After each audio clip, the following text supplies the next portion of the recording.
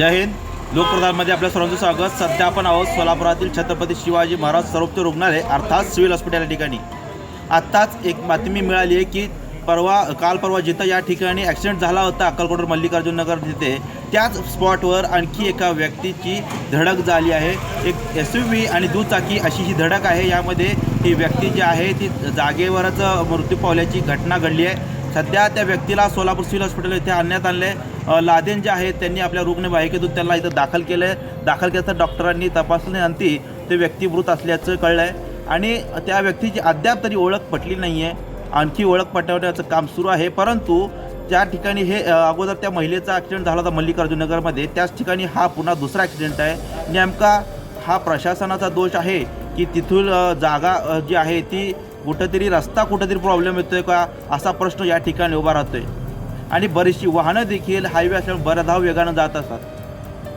मिळालेल्या प्राथमिक माहितीनुसार ही व्यक्ती अक्कलकोट मार्गे सोलापूरकडे येत असताना हा ॲक्सिडेंट झाला आहे.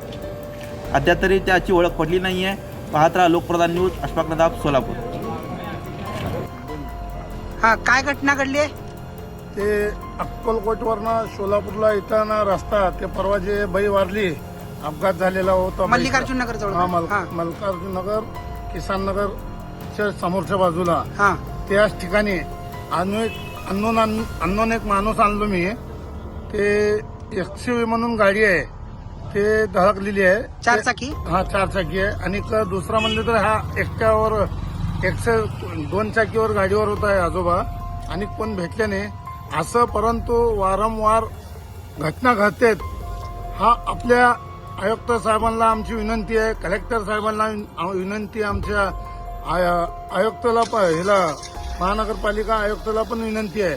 आणि हे कसं घटना घडायला लागली बार असं मरण व्हायला लागले तर हिचं वाली तर कोण नाही, जिम्मेदार पण कोण घेत नाही.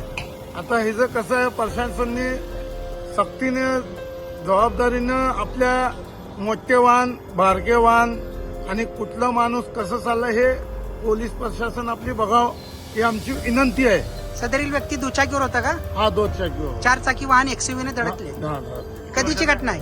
हे आता एक 20 ते 15 मिनिट. आता ते मयत वय किती अंदाजे? आजोबा एक 60-55 वय आहे. 55-60 अनोळखी आहेत सध्या तरी. आता सध्या तर मी आणलो अनोळखी आहे. मृत्यू आहे का?